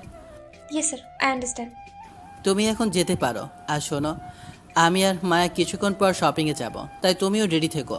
আমি কি করবো স্যার? তুমি আমার পেয়ে, তাই আমি যা বলবো সেটা করা তোমার কর্তব্য। It's that clear? কিন্তু sir. I don't need any excuse, no you can go. Sir বুঝেছি, এখন আসি। কথাগুলো বলার সময় ওর চোখে পানি লক্ষ্য করলাম। তারপর পরি আমার কেবিন থেকে বেরিয়ে গেল আর আমি ওর সাথে এমন বিহেভ করার জন্য নিজেকেই ধিক্কার দিতে লাগলাম। যাকে এত ভালোবাসি তাকে কিভাবে কষ্ট দিতে পারলাম, কিন্তু আমারও যে কিছু করার নেই। তখন কে যেন আমার কেবিনে প্রবেশ করলো, তাই আমি দেখার জন্য দরজার দিকে তাকাই। তখন দেখি যে মায়া দাঁড়িয়ে আছে। বাবু কেমন আছো? বলেই আমাকে জড়িয়ে ধরল। ভালো, তুমি কেমন আছো? মায়াকে তো মনে হয় খুন করে ফেলি। ভালো। তখনই পরি কি একটা কাজে আমার কেবিনে আসে আর দেখে যে মায়া আমাকে জড়িয়ে ধরে আছে, তাই সে বলে, সরি স্যার, আসলে আমি ওই মেয়ে, তোমার কমন সেন্স নেই? এভাবে না বলে কারো রুমে ঢুকে পড়েছো। সরি ম্যাম, আমি আসলে বুঝতে পারি নাই। আমি এখন আসছি। তারপর পরি গোপনে নিজের চোখে জল মুছে নিল, যা আমার চোখ এড়ালো না। কিন্তু আমার এখন কিছুই করার নাই, পরীকে তো একটু কষ্ট সহ্য করতে হবে। তারপর পরি চলে যায়। আর তাই মায়াকে বলি, চলো মায়া, শপিংয়ে বের হই, না হলে লেট হয়ে যাবে। শপিং তো একটা বাহানা পরীকে পাশে রাখার জন্য। বাবু চলো। তারপর আমি পরি আর মায়া বেরিয়ে পড়ি শপিংয়ের উদ্দেশ্যে। কিছুক্ষণ পর গাড়ি একটা শপিং মলের পাশে দাঁড় করাই। তারপর সবাই মিলে ভেতরে ঢুকি। তখন মায়া নিজের মতো শপিং করতে থাকে আর আমিও পরির পেছনে পেছনে ঘুরতে থাকি। তারপর আমি মায়াকে বলি বিয়ের বেনারসিটা কেনার কথা, আর এটা বলি যে বেনারসিটা আমার পছন্দ মতো কিনবো। আর সবাই মিলে বেনারসি কেনার জন্য চলে যায়। সেখানে গিয়ে আমি বলি, একটা টকটকে লাল কালারের বেনারসি দেখান তো। জি স্যার, এই দেখুন। দোকানদার অনেকগুলো শাড়ি দেখায়, কিন্তু কোনোটাই আমার পছন্দ হচ্ছিল না। তাই আমি পরীকে দেখিয়ে বলি, ওই যে মেয়েটাকে দেখছেন, ওনার মাপের শাড়ি দেখান। তারপর একটা শাড়ি কিনে সেখান থেকে বের হই আর একটা রেস্টুরেন্টে ঢুকি। সেখানে গিয়ে আমি সবার জন্য খাবার অর্ডার করি। কিছুক্ষণ পরে খাবার চলে আসে। খাবার আসার পরে আমি ইচ্ছে করে মায়েকে নিজের হাতে খাইয়ে দিই, যা দেখে পরীর খুব কষ্ট হচ্ছিল। কিন্তু কাকু সেটা বসে জানা দিয়ে সেখান থেকে উঠে আসে ওয়াশরুমে যাওয়ার বাহানায়, আর সেখানে গিয়ে কান্না করতে থাকে। পরি ওয়াশরুমে গিয়ে নিজের চোখে জল ফেলতে থাকে আর নিজেকে নিজে বলে, আমার কেন সব সময় এমন হয়? উনি যখন আমাকে ভালোই বাসতেন না, তবে কেন এত নাটক করলেন? কেন আমায় মিথ্যে স্বপ্ন দেখালেন?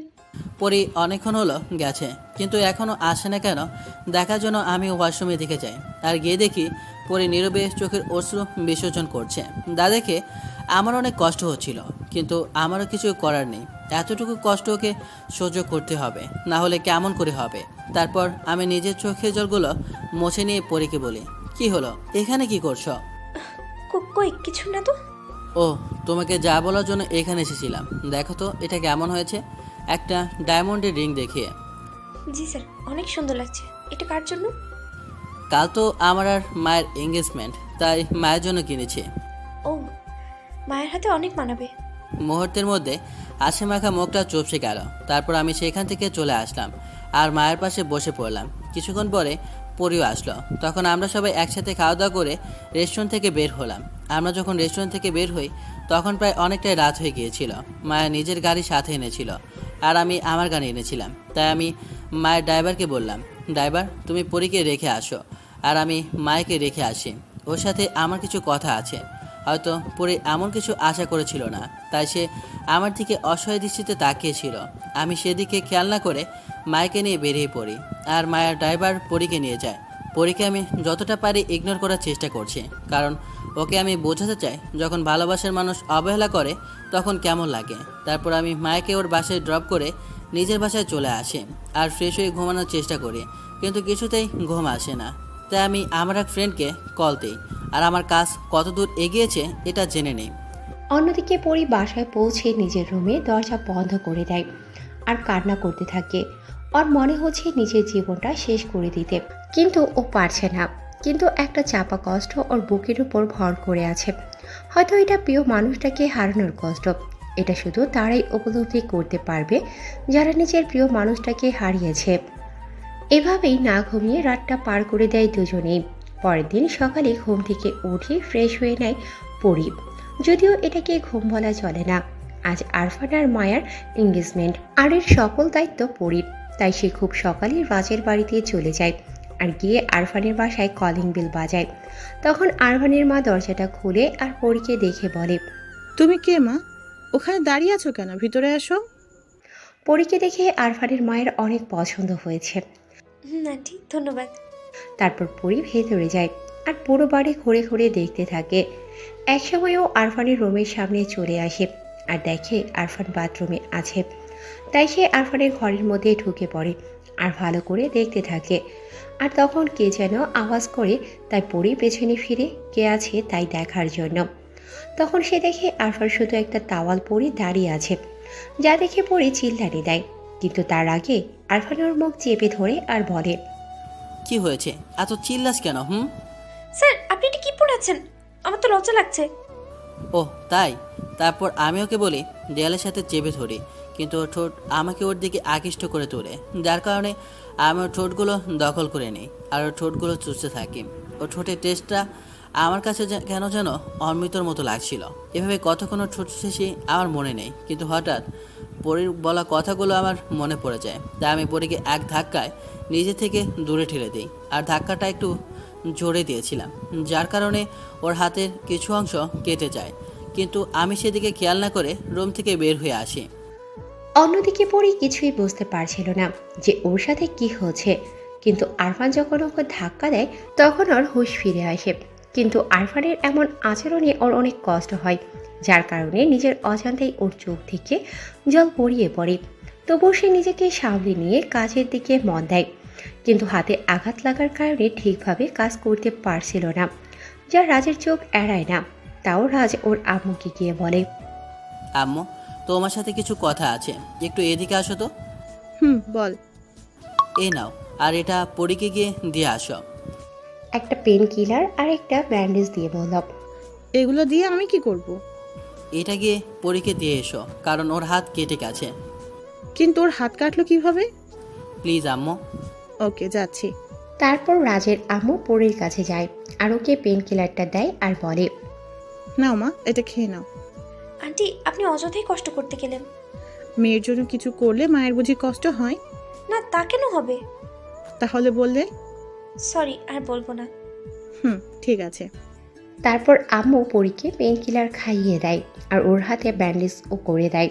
সারাদিন বেশ ব্যস্ততার মধ্যেই কাটে পরীর, আর এই সময়টুকুর মধ্যেও আরফানকে একেবারের জন্য দেখতে পায়নি। এঙ্গেজমেন্টের আর কিছুক্ষণই বাকি আছে।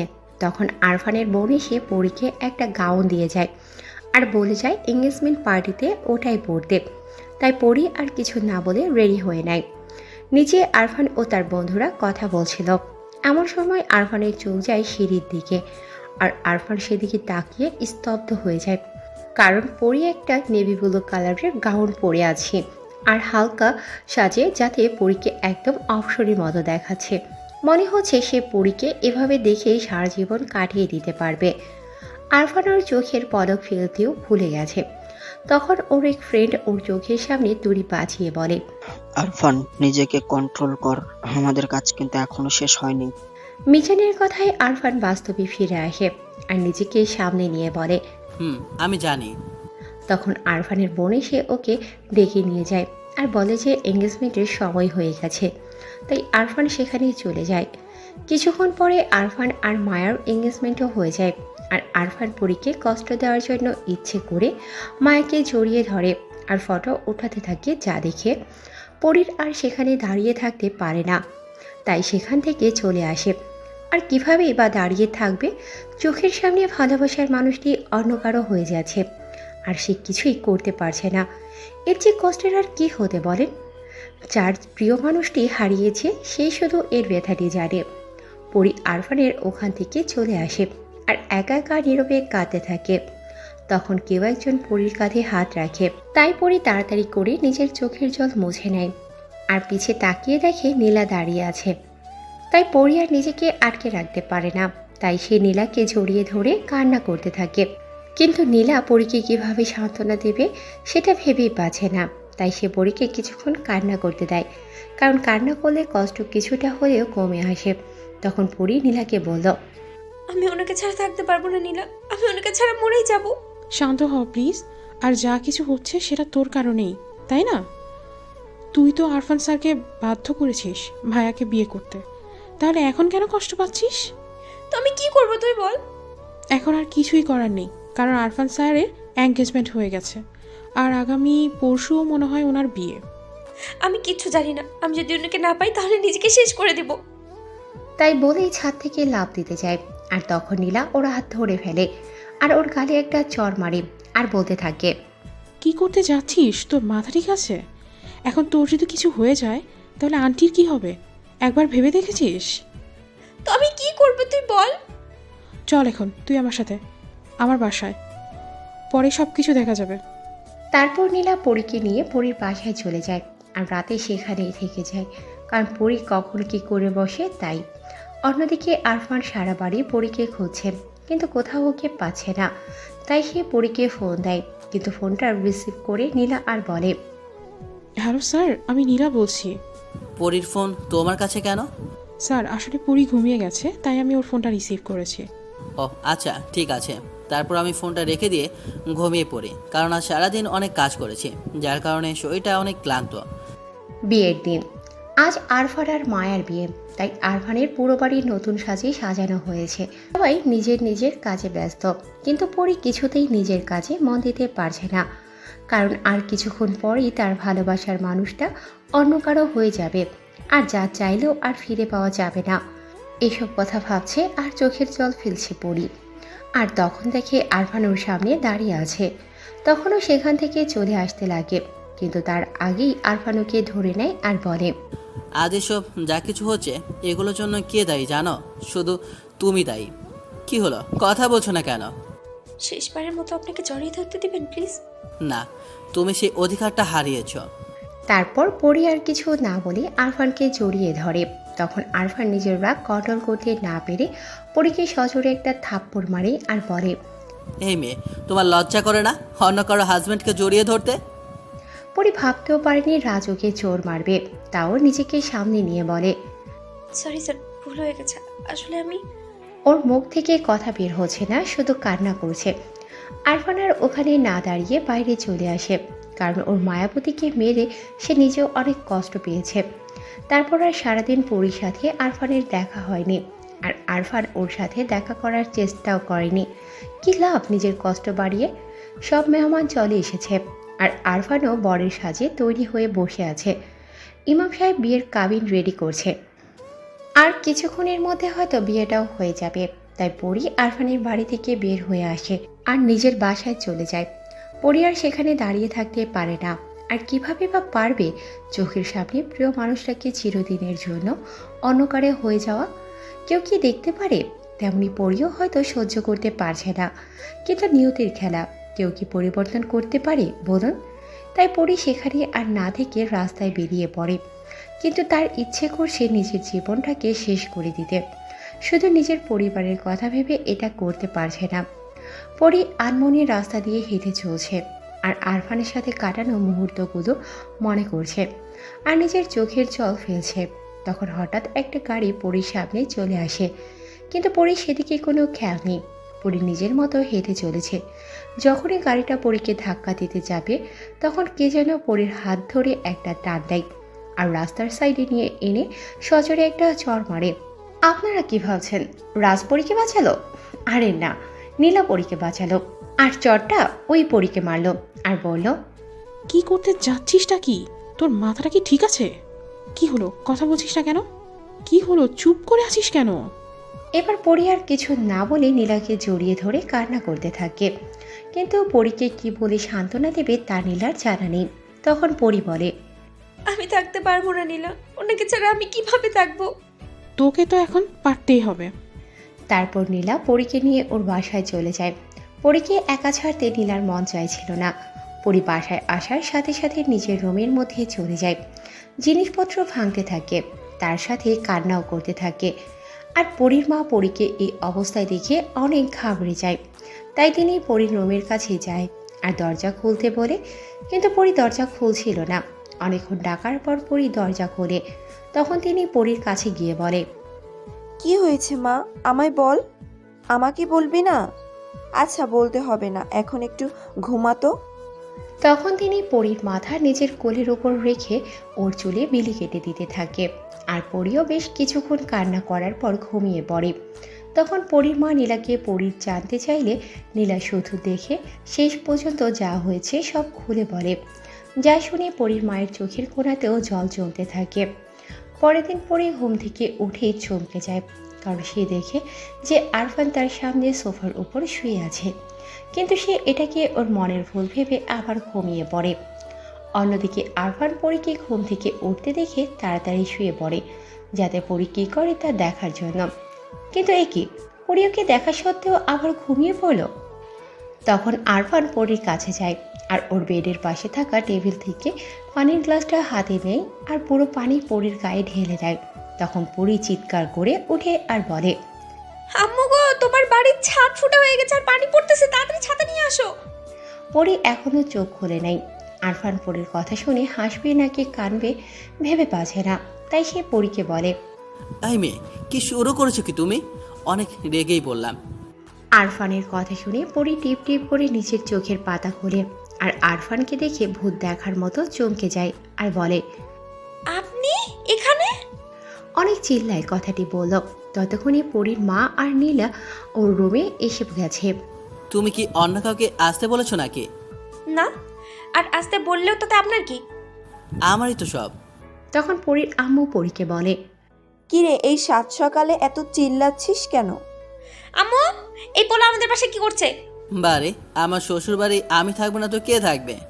এই বেটার নেংটি ইঁদুর, আফ্রিকান হাতি, নাইজেরিয়ান অ্যানাকন্ডা, তোর শ্বশুর বাড়ি মানে? যা পাক, দূর হয় এখান থেকে, মর। পরীর কথা শুনে আমার বেহুশ হওয়ার মতো অবস্থা। আল্লাহ, ওই মায়া কি কয়?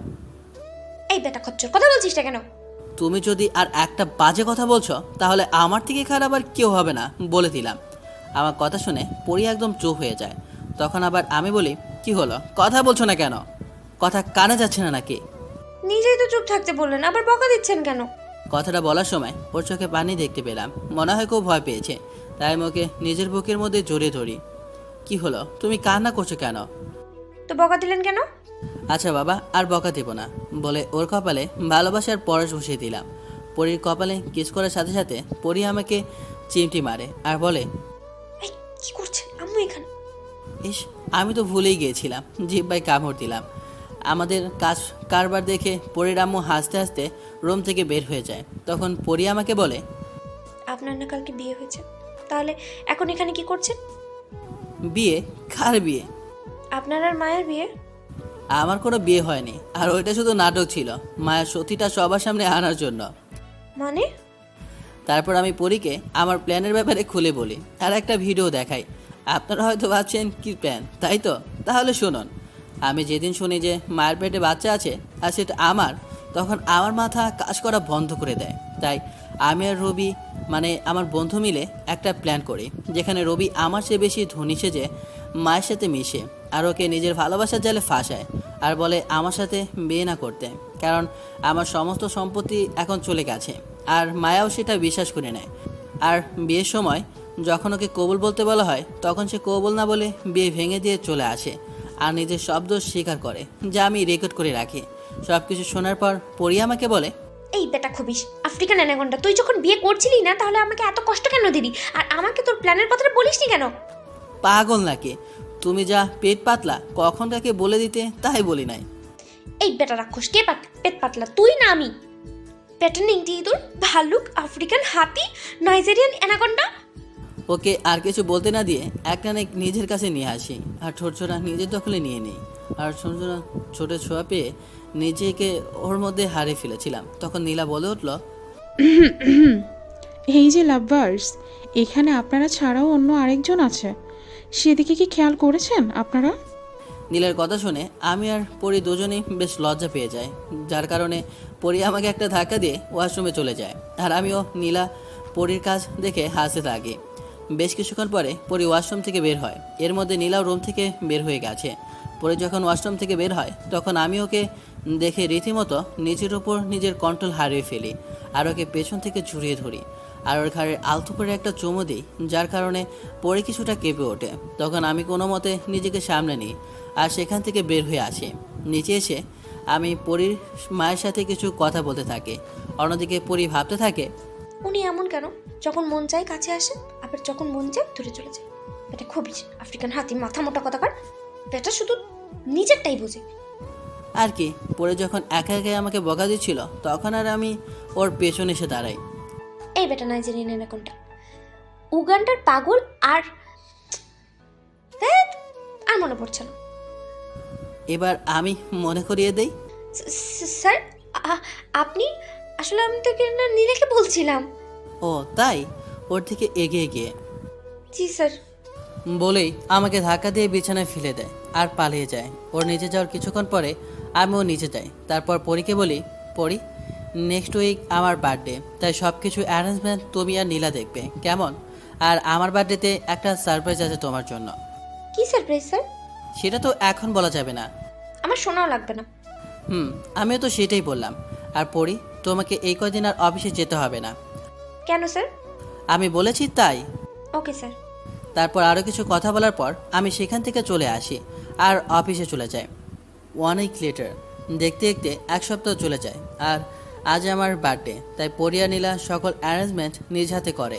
আর সন্ধ্যার সময় সকল গেস্ট আসতে শুরু করে। তাই আমি তখন পরীর কাছে যাই আর ওকে বলি, এই নাও একটা শপিং ব্যাগ এগিয়ে দিয়ে।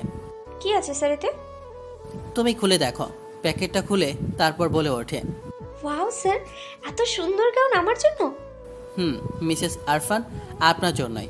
আমার মুখে মিসেস আরফান ডাকটা শুনে পরীর পায়ে কান্নার মতো হয়ে যায়। তাই আমি বলি, হয়েছে, এখন গিয়ে রেডি হয়ে নাও তো। তারপর পরী রেডি হতে চলে যায় আর আমিও গিয়ে রেডি হয়ে নিই। রেডি হয়ে এসে আমি বন্ধুর সাথে আড্ডা দিচ্ছিলাম, তখন আমার চোখ যায় সিঁড়ি দেখে। আর সেখানে আমার চোখ আটকে যায়, কারণ পরী ব্ল্যাক গ্রাউন্ড পরে আছে আর সাথে হালকা শ্বাস, যা দেখে যে কেউ পাগল হয়ে যাবে। আর পরীও আমার দিকে অবাক চোখে তাকিয়ে আছে, কারণ আমিও ব্ল্যাক শেরওয়ানি পরে আছি। তখন হঠাৎ একটা ছেলের কথা আমার কানে ভেসে আসে আর ছেলেটি বলেছিল, দোস্ত দেখ কি মাল যদি এক রাতের জন্য পাইতাম। কথাগুলো পরীকে ইঙ্গিত করে বলেছে। তখন আমি নিজের রাগ কন্ট্রোল করতে না পেরে ওই ছেলেটিকে গিয়ে একটা ঘুষি মারি। তারপর এলোপাথারি মারতে থাকে। আমার এমন কাজ দেখে সবাই অবাক হয়ে যায়। তাই আমি সবাইকে বলি, এখানে কিছুই হয়নি, প্লিজ আপনারা পার্টিটা এনজয় করুন। তারপর ওই ছেলেটার কলা ধরে বাইরে নিয়ে আসি আর বলি, আজ শুধু এই পার্টির জন্য বেঁচে গেলি, হয়তো তোকে আজ মেরেই ফেলতাম। কাজটা কিন্তু ঠিক করলেন না মিস্টার আরফানের, হিসাব আপনাকে দিতে হবে। এই কথা বলে সেখান থেকে চলে গেল। তাই আমি ভিতরে চলে আসি আর সবার সাথে কথাবার্তা বলে পার্টি শেষ করে দেই। কিন্তু পরীকে কোথাও খুঁজে পাচ্ছিলাম না, তাকে খুঁজতে লাগে। কিছুক্ষণ পরে দেখি পরী পুল সাইডে বসে আছে। তাই আমি ওর কাছে যাই, কিন্তু ওর কাছে যাওয়া মাত্রই পরী আমাকে জড়িয়ে ধরে আর আমাকে পাগলের মতো কিস করতে থাকে। ওর মুখ থেকে মদের গন্ধ পাচ্ছিলাম। আমি নিজেকে সামনে রাখার চেষ্টা করছিলাম, কিন্তু পরী আমাকে পাগল করে তুলছিল। সে আমার শেরওয়ানিটা সব বাটন খুলে দেয় আর আমাকে কিস করতে থাকে। তখন আমিও নিজেকে কন্ট্রোল করতে পারি না, তাই আমি ওটাকে সাড়া দিই আর ওর ঠোঁটগুলো নিজের দখলে নিয়ে থাকে। তারপর আমি পরীকে নিজের কোলে তুলে নিই আর আমার রুমে নিয়ে যাই আর রুমের দরজাটা বন্ধ করে দিই। তারপর পরীকে বিছানায় শুয়ে দিয়ে নিজের শেরওয়ানিটা খুলে ফেলি আর পরীর কাছে গিয়ে ওর ঘাড়ে নাক ডুবিয়ে দিই। আস্তে আস্তে পরীর নিঃশ্বাস ভারী হতে থাকে। তারপর হারিয়ে যায় এক অজানা ভালোবাসার শহরে। পরের দিন সকালে আরফানের আগেই ঘুম ভাঙিয়ে পড়ির, কিন্তু ঘুম থেকে উঠে ওর প্রচণ্ড মাথা ব্যথা অনুভব হয়। তাই ও যখন ওয়াশরুমে যেতে নেবে তখনই সে চমকে যায়, কারণ সে আরফানের বুকের উপর শুয়ে আছে আর তাদের গায়ে বিন্দু মাত্র কাপড় নেই। আর সে দেখে এটাও তার নিজের রুম নয়। তখন পরীর রাতের কথাগুলো মনে পড়ে। নেশার মধ্যে কাল রাতে যা হয়েছিল সব পরীর মনে পড়ে যায়। আর কথাগুলো মনে পড়ার সাথে সাথে পরী ফুপিয়ে ফুপিয়ে কান্না শুরু করে দেয়। অন্যদিকে আরফান ঘুমাচ্ছিল, তখন কারো ফুপিয়ে কান্নার আওয়াজ ওর কানে যায়। তাই সে টিপ টিপ করে চোখ খুলে দেখে পরী কান্না করছে। তখন রাজ উঠে বসে আর পরীর গায়ে হাত দেয়। তখন পরী বলে ওঠে, স্পর্শ করবেন না আমায়। এক ঝটকায় রাজের হাত সরিয়ে দিয়ে, কি হয়েছে, তুমি এমন করছো কেন? আমি কেন এমন করছি আশা করি সেটা আপনাকে বলে দিতে হবে না। আরফানের তখন গতরাতে ঘটে যাওয়া সব ঘটনাগুলো মনে পড়ে যায়। তাই সে বলে, মানছি কাল রাতে যা হয়েছে সেটা ঠিক হয়নি, তাই বলে এত বাড়াবাড়ি করার কি আছে? তখন পরী আরফানের হাতটা নিজের থেকে ছাড়িয়ে নিয়ে আরফানের গালে একটা চড় মারে আর বলে, তোর মতো ছেলেদের বিশ্বাস করা ভুল, যার শাস্তি আমি এখন পাচ্ছি। এই কথাগুলো বলে পরী নিজের কাপড়গুলো নিয়ে ওয়াশরুমে চলে যায় আর কিছুক্ষণ পর সেগুলো পরে নিজের বাসায় চলে যায়। অন্যদিকে আরফান ভাবতেও পারেনি সামান্য একটা ব্যাপার নিয়ে পরী এতটা রিয়্যাক্ট করবে। পরী আরফানের বাসা থেকে বের হয়ে এসে নীলাকে ফোন দেয় আর যত তাড়াতাড়ি পারে ওর সাথে দেখা করতে বলে। নীলাও তাই বেশি দেরি না করে পরীর বাসায় চলে যায় আর পরীকে গিয়ে বলে, কি রে, এত জলদি দেখা করতে বললি কেন? কি রে, কথা তো বল। সব শেষ নীলা, সব শেষ। আগে কান্না থামা, তারপর বল কি হয়েছে। তারপর পরি গতরাতে ঘটে যাওয়া সব ঘটনা নীলাকে খুলে বলে আর নীলাকে জড়িয়ে ধরে কান্না করতে থাকে। তখন নীলা পরীকে সান্ত্বনা দিয়ে বলে, দেখ, যা হওয়ার তা তো হয়ে গেছে, এখন তুই নিজেকে একটু শক্ত কর দোস্ত। আমি তো পারছি না। তোকে পারতেই হবে। এখন কি করবি সেটা ভেবেছিস? না। তুই এখন একটু রেস্ট নে, পরে যা হবার তা হবে। তারপর নীলা নিজের হাতে পরীকে খাইয়ে দেয় আর পরীকে ওর সাথে বাইরে নিয়ে যায়, কারণ সে জানে পরীকে এখন একা রাখলে সে খারাপ কিছু করে ফেলতে পারে। দেখতে দেখতে ওই ঘটনার 1 মাস পার হয়ে যায়, কিন্তু এই 1 মাসে পরী আরফানের সাথে কোনো কথা বলেনি। আরফান যদিও তার সাথে অনেকবার কথা বলার চেষ্টা করেছে, কিন্তু পরী প্রতিবারই রাজকে অ্যাভয়েড করেছে। এখন পরী শুধু অফিস থেকে বাড়ি আর বাড়ি থেকে অফিস, কারোর সাথে আগের মতো কথাও বলে না। আজ সকাল থেকে পরীর শরীরটা ভালো নেই, শুধু মাথাটা ঘুরছে। তখন আরফান পরীর কাছে যায় আর বলে, পরি, আমাদের RM কোম্পানির সাথে একটা মিটিং আছে আর সেখানে তোমাকেও থাকতে হবে। জি স্যার। পরী আরও কিছু বলতে যাবে, তার আগে সে মাথা ঘুরে পড়ে যায় আর তাড়াতাড়ি করে পরীকে তুলে আর দেখে পরী অজ্ঞান হয়ে গেছে। তাই সে দেরি না করে পরীকে নিজের কোলে তুলে নেয় আর হসপিটালে নিয়ে যায়। কিন্তু সেখানে ডক্টর যা বলে তা শুনে রাজ শক হয়ে যায়। কংগ্রাচুলেশন মিস্টার আরফান, আপনার ওয়াইফ প্রেগনেন্ট। ডক্টরের কথা শোনার পরে আমি কি করব না করব কিছুই বুঝতে পারছিলাম না। না জানি এটা শোনার পর পরির রিয়াকশন কেমন হবে। তখন ডক্টর আবার আমাকে বলল, mister Arfan, are you okay? Yeah doctor, I am fine. পরীকে এই ব্যাপারে বলেছেন? ওনাকে তো সবার আগেই বলেছে। ও, তারপর ডক্টর চলে গেল আর আমি ভাবতে লাগলাম পরীর সামনে কিভাবে যাব। সেদিন যদি নিজের ওপর একটু কন্ট্রোল রাখতাম তাহলে আজ এই দিন দেখতে হতো না। না, এভাবে কিছু হবে না, আমাকে কিছু একটা করতে হবে। তারপর আমি পরীর কাছে যাই। আমি গিয়ে দেখি পরী কান্না করছে। কান্না করারই কথা, যদি একটা মেয়ে জানতে পারে সে প্রেগনেন্ট, তা আবার বিয়ের আগে, তাহলে এর চেয়ে খারাপ আর কী হয় বলুন তো। পরীর এই অবস্থা দেখে আমার নিজের উপর নিজেরই কেন জানি ঘৃণা হচ্ছে। পরীর সাথে কথা বলার সাহস আমার হচ্ছিল না, তাও সাহস করে ওর মাথায় হাত রাখলাম। তখন পরী একবার আমার দিকে তাকালো, কিন্তু কিছু না বলে আবার কান্না করতে থাকলো। কেন জানি পরীর এই নীরবতা আমার সহ্য হচ্ছে না। তাই আমি পরীকে বললাম, পরী পরী প্লিজ কথা বলো। আমি জানি আমি ভুল করেছি, তাই বলে এত বড় শাস্তি কেন দিচ্ছ? প্লিজ স্যার, আর অভিনয় করেন না। এখন আর কি চান আপনি? আপনাকে দেওয়ার মতো আমার কাছে আর কিছু নেই। যা ছিল সব তো আপনি কেড়ে নিয়েছেন। দেখো, যা হওয়ার হয়ে গেছে, আমরা আবার নতুনভাবে শুরু করব। কি শুরু করার কথা বলছেন মিস্টার আরফান? আমাদের সংসার, যেখানে আমি, তুমি আর আমাদের বেবিটা থাকবে। আপনার না আমার বেবি, এই বেবির উপরে আপনার কোনো অধিকার নেই মিস্টার আরফান। মানে কি বলছো তুমি? যা বলছি ঠিক বলছি। যে আসে সেটা কি শুধু তোমার সন্তান? হুম। পরীর কথা শুনে আমার অনেক রাগ উঠে যায়। তাই আমি পরীকে নিজের কোলে তুলে নিই আর পরী আমাকে কিলঘুষি মারতে থাকে। আমি সেদিকে পাত্তা না দিয়ে পরীকে গাড়িতে বসিয়ে দিই আর আমার বন্ধুদের ফোন দিয়ে কাজে অফিসে আসতে বলি। তারপর আমিও গিয়ে গাড়িতে বসে পড়ি আর ড্রাইভ শুরু করি। এর মধ্যে পরী অনেকবার জিজ্ঞাসা করেছে যে আমরা কোথায় যাচ্ছি, কিন্তু আমি কোনো উত্তর দিইনি। কিছুক্ষণ পর আমরা কাজে অফিসে পৌঁছে যাই। তখন পরী আমাকে বলে, আমরা এখানে কি করছি? মানুষ এখানে কি করে? মানে? মানেটা খুব সহজ। না, আমি আপনাকে বিয়ে করতে পারবো না। কি বললে তুমি? একটু চিল্লায় কথাটা বললাম। কই কিছু বলিনি তো। Good girl. তারপর আমি পরীর হাত ধরে ভেতরে নিয়ে গেলাম। আর যেহেতু আগেই সব ব্যবস্থা করে রেখেছিলাম, তাই বিয়েটাও তাড়াতাড়ি হয়ে গেল। বিয়ে সব কাজ শেষ করে আমরা বাইরে আসলাম। তখন পরী বলল, এখন কি করবেন? কি আবার করব, তোমাকে নিয়ে আমার বাসায় যাব। আমি যাব না। সেটা দেখা যাবে বলেই আমি ওকে জোর করে গাড়িতে বসিয়ে দিই। আর আমার পরী মনে মনে আমার 14 গোষ্ঠী উদ্ধার করতে থাকে। কিছুক্ষণ ড্রাইভ করার পর আমরা বাসায় পৌঁছে যাই। আর এখন প্রায় রাত 12টা বাজে। এখানে জীবনও তো 12টা বেজে আছে, সাথে ঘড়িরও। দরজা নক করার সাথে সাথে আম্মু দরজা খুলে দিল আর বলল, এতক্ষণ কই ছিলি আর ফোন কেন ধরছিলি না? তুই ঠিক আছিস তো? আম্মু, আমি ঠিক আছি, কিন্তু আমি একা আসি নাই, সাথে তোমার বৌমা আছে। মানে তুই বিয়ে করেছিস? আর কাকে করলি? তখন আমি পরীকে আম্মুর সামনে নিয়ে আসলাম। আর আম্মু পরীকে দেখে খুশি হলেন, কারণ আম্মু জানতেন যে আমি পরীকে ভালোবাসি, তাই তিনি কিছু বললেন না। কিন্তু আব্বু আমাকে বলল, তুমি হঠাৎ বিয়ে কেন করলা? আর আমাদের কিছু জানানোর প্রয়োজন মনে করলা না? আব্বু প্লিজ, আমি এখন এ বিষয়ে আর কোনো কথা বলতে চাই না। এমনিতে অনেক রাত হয়ে গেছে, তাই সকালে কথা বলাই ভালো হবে। কিন্তু হঠাৎ এই সিদ্ধান্ত কেন নিলি সেটা তো বলবি। প্লিজ আব্বু, এখন এগুলো বাদ দাও। আমি বললাম তো কাল সকালে সব বলবো। এই কথা বলেই পরীর হাত ধরে আমার রুমে চলে আসলাম। আর আব্বু কিছু বলল না, কারণ তিনি জানেন এখন কিছু বললেও কাজ হবে না। আমি রুমে আসার কিছুক্ষণ পরে আম্মু আমাদের রুমে আসে আর বলে, বাবা আরফান, সত্যি করে বলতো কি হয়েছে? আম্মু আমি বললাম তো, আমাকে কিছু বলতে না দিয়ে। আমি যা জানতে চাইছি তাই বল।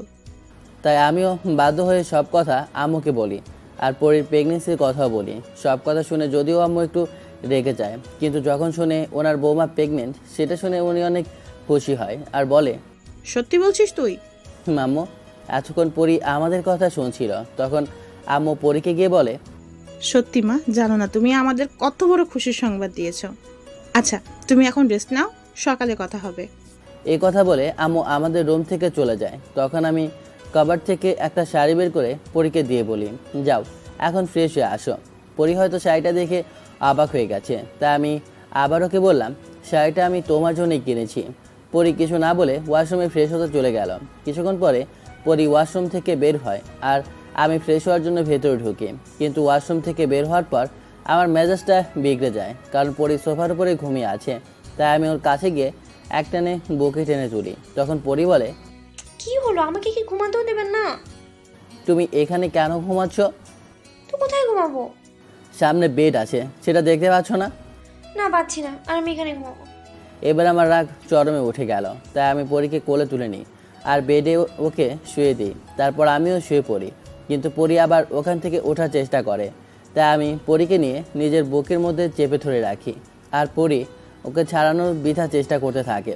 যখন দেখে ও আমার সাথে পেরে উঠছে না, তখন ও আমাকে বকা দিতে দিতে ঘুমিয়ে পড়ে, আর আমি পরীর কাজ দেখে হাসতে থাকি। কিছুক্ষণ পরে দেখি পরী ঘুমিয়ে গেছে, একদম বাচ্চাদের মতো ঘুমাচ্ছে। জানালা দিয়ে চাঁদের আলো এসে পরীর মুখের উপর পড়ছে, যাতে ওর সৌন্দর্য হাজার গুণ বেড়ে গেছে। ওকে মন চাইছে খুব দেখতে থাকে। তখন খেয়াল করলাম কয়েকটা চুল ওর মুখের উপর চলে এসেছে, যা ওর ঘুমে ডিস্টার্ব করছে। তাই আমি ওর চুলগুলো ওর কানের পাশে গুঁজে দিই। তখন আমার চোখ ওর গোলাপি ঠোঁটের দিকে যায়, যা দেখে নিজেকে সামলাতে পারলাম না। তাই ওর ঠোঁটের সাথে আমার ঠোঁট হালকাভাবে ছোঁয়ালাম, যাতে ওর ঘুম না ভাঙে। তারপর ওর দিকে তাকিয়ে শুয়ে পড়লাম। পরের দিন সকালে আরফানের আগেই ঘুম ভাঙে পরীর, আর সে চোখ খুলে দেখে আরফান ওকে এখনও জড়িয়ে ধরে আছে। তাই সে ওঠার চেষ্টা করে, কিন্তু কিছুতেই পারছে না। তাই সে আবার শুয়ে পড়ে আর আরফানকে দেখতে থাকে। তখন পরী মনে মনে বলে, এখন একদম বাচ্চাদের মতো ঘুমাচ্ছে, কেউ দেখলে বলতেও পারবে না যে অ্যানাকন্ডাটা এত রাখি। তবু অনেক কিউট লাগছে আমার অ্যানাকন্ডাটাকে। তারপর আরফানের কপালে আলতো করে একটা চুমু দেয়, যাতে ওর ঘুম না ভাঙে। অন্যদিকে আরফানও ঘুম থেকে উঠে যায়, আর সে শুনতে পায় যে পরী নিজের সাথে নিজে কথা বলছে, কিন্তু কী কথা বলছে সেটা শুনতে পায় না। আর তখনই পরী আরফানের কপালে কিস করে। তাই আরফান চোখ মেলে তাকায় না, কারণ সে যদি তাকানো তাহলে ওর মায়াবতী লজ্জা পেয়ে যেত। তখন পরী কোনোরকমভাবে নিজেকে আরফানের থেকে ছাড়িয়ে নেয়, যদিও আরফান ঘুমোচ্ছিল না। তারপর পরী ফ্রেশ হওয়ার জন্য ওয়াশরুমে যায়, আর তখন রাজ বলে, বুঝেছি ম্যাডামের রাগ কেমন করে ভাঙাতে হবে। কিছুক্ষণ পরে পরী ওয়াশরুম থেকে বের হয়, আর আরফান পরীকে দেখে যেন বেহুশ হওয়ার অবস্থা, কারণ আজ যেন সে পরীকে একটা নতুন রূপে দেখছে। ব্ল্যাক কালার শাড়িতে পরীকে বেশ মানিয়েছে, আর ভেজা চুল তো আছে, যা যে কাউকে ঘায়েল করার জন্য যথেষ্ট। তখন আরফান বলে ওঠে, হাই, কি? তোমার রূপ তো আমাকে পাগল করে ছাড়বে, বলে ওকে পেছন থেকে জড়িয়ে ধরলাম। তাই? খানিকটা লজ্জা পেয়ে যা ওর সৌন্দর্য আরও বাড়িয়ে তুলেছে। ওখানে নাক ঘষতে ঘষতে বললাম, এখন ছাড়ুন তো। উফ। তারপর পরীকে আমার দিকে ঘোরাই, আর আমার চোখ যায় ওর ঠোঁটের দিকে, যা ব্যায়ামহীনভাবে কেঁপে চলেছে আর আমাকে পাগল করে চলেছে। তাই আমি ধীরে ধীরে আমার ঠোঁটের দিকে এগিয়ে যাই, আর পরী আবেশে চোখ বন্ধ করে নেয়। কিন্তু যখনই আমি ওর ঠোঁটে আমার দখলে নিব, তখন কেউ বলে ওঠে, আমি কিছু দেখে নাই। ওই তুই এখানে কি করছিস? আর দরজায় নক করতে পারিস না? বাহ, নিজেটা দরজা খুলে রোম্যান্স করছো, তাতে কিছু না। আর আমি দেখলেই দোষ। আচ্ছা এগুলো বাদ দে, আর বল কি জন্য এসেছিস? ও, আব্বু তোদের ডাকছে। আর হ্যাঁ, একটা কথা, পরের বার রোম্যান্স করার সময় প্লিজ দরজাটা অন্তত বন্ধ করে নিস। তখন আমি পরীর দিকে তাকিয়ে দেখলাম ও হাসে, তাই আমি ওর কানে কানে বললাম, এখন যত হাসার হেসে নাও, রাতে কিন্তু আর হাসার সুযোগ পাবে না। কি বললেন? তুমি যা শুনেছো তাই। তারপর পরীকে আর কিছু বলার সুযোগ না দিয়ে আমি নিচে চলে আসি, আর আমার পিছে পিছে পরীও নেমে আসে। নিচে নামার পর আমি সোজা খাবার টেবিলে গিয়ে বসে পড়ি। তখন আব্বু আমাকে বলে, তোর মা আমাকে সব বলেছে, তাই আমি ভাবছিলাম কি, বিয়ে যেহেতু হয়ে গেছে তাহলে রিসেপশন করলে কেমন হয়। তুমি যা ভালো বুঝো করো। তাহলে ঠিক আছে, নেক্সট উইক তোমাদের রিসেপশন পার্টি রাখবো। ঠিক আছে।